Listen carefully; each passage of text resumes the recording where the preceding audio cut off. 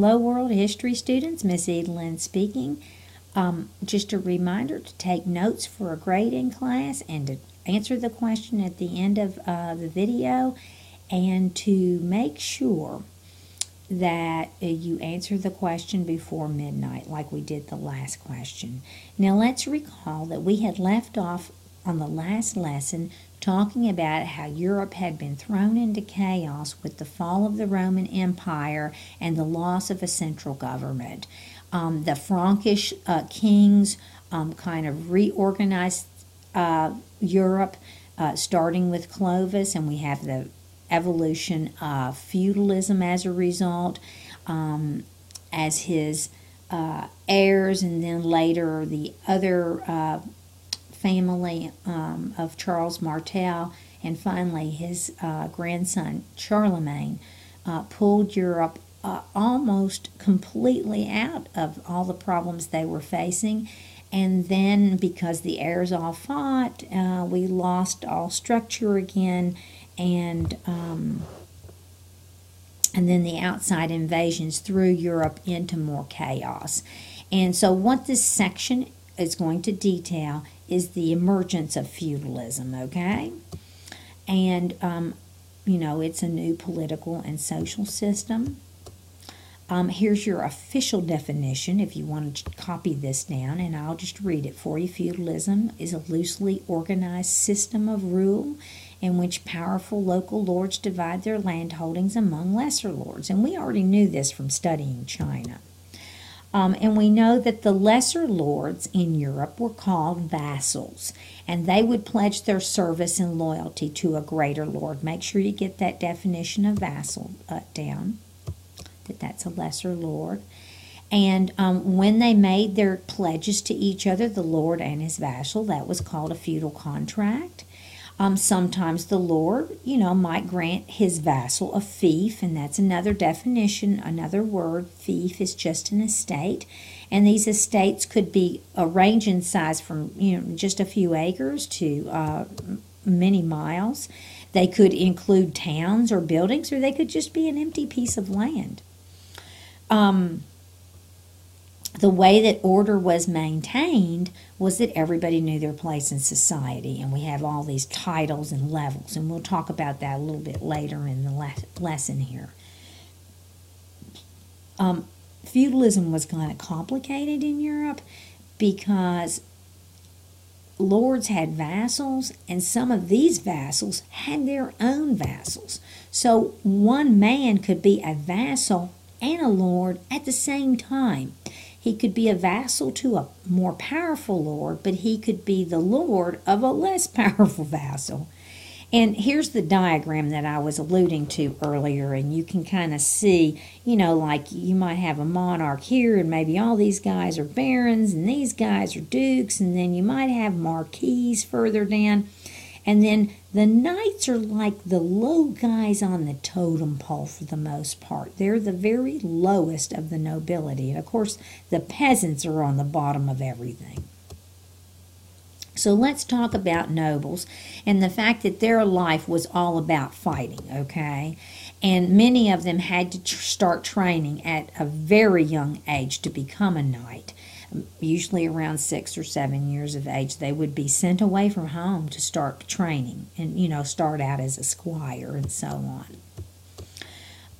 And also during this time period, we're going to see homes be fortified to become castles. In the beginning, they're just made out of wood, and they're kind of simple. They've got a fence around them and a ditch to keep people out. Eventually, they're going to get larger and grander, and we're, the castles that you and I know of, that we've seen pictures of, that are made out of stone and have great big walls, they're going to come after a while, and they are extremely fortified. Now, let's talk about women's rights a little bit. Noble women did have some rights. And by the way, just because you were a noble woman did not mean you just sat around the house all day. They had a very active role in helping as lady of the manor. They worked right alongside their husbands or their fathers, because frequently the men were away fighting and they had to run the estate, kind of like Sparta when we studied Greece.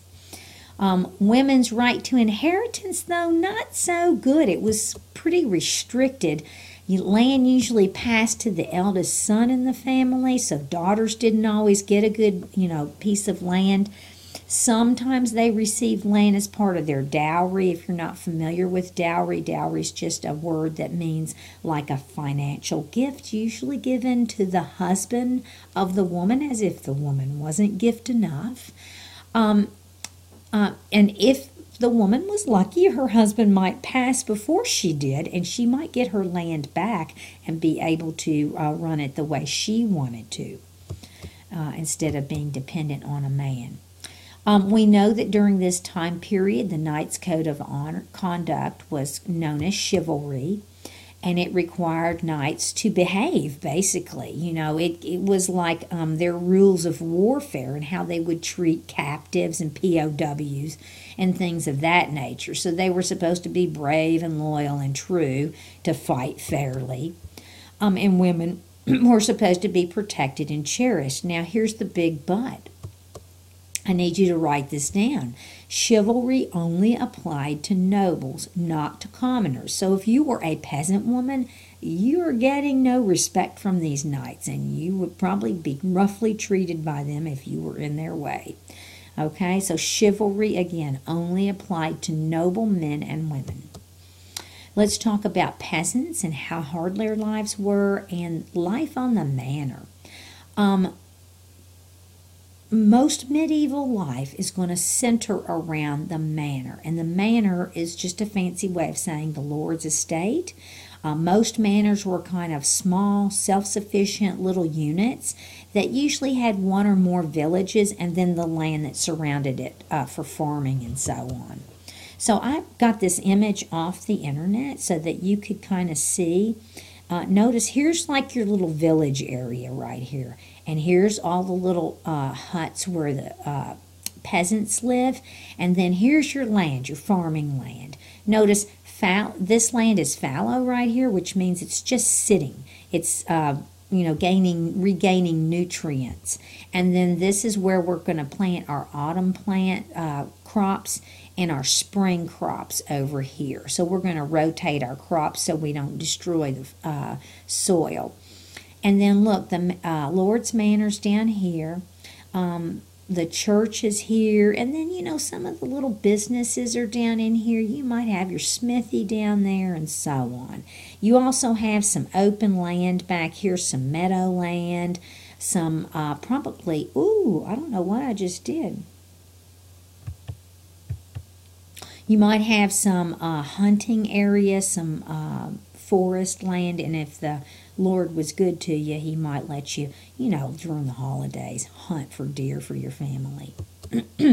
This is just another picture I found to kind of show what a manor might look like, kind of in a different angle instead of being all flat out like that. Most of the population of people during the medieval period were peasants. And some of them were free, but most of them were serfs. So here's your vocab word. All a serf means is it's a peasant who is bound to the land. They weren't exactly slaves. They couldn't be bought and sold, but they weren't free. And they couldn't leave the manor without the Lord's permission. And most of them never left the manor. If you ran away to get away from your Lord, say he was really mean or something like that, he could hunt you down. He had the right to do that. If the land passed to a new Lord, the serfs belonged to the new Lord. Okay? And, this tied peasants and lords together. Okay? Peasants had to work several days a week on the Lord's land. They had to pay fees to the Lord if they received some services from the Lord. And because we've got a barter economy, we're paying our Lord in grain, honey, chicken, eggs, whatever. Okay? Most peasants had the right to farm a small bit of, few acres. The Lord had to give that to them.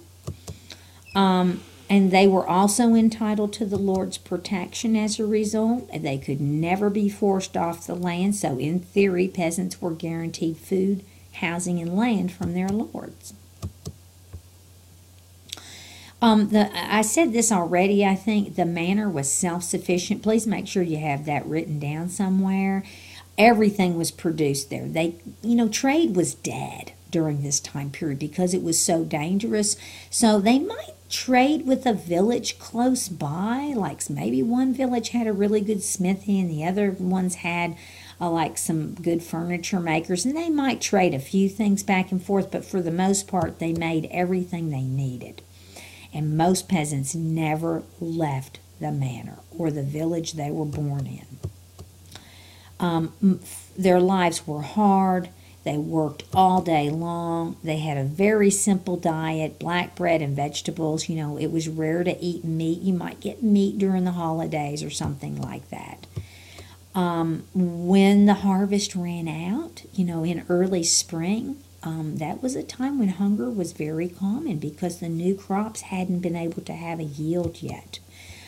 Disease is going to take a heavy toll on these people, and most people are going to die by the age of 35. So that's our lesson for now, and I will see you in class.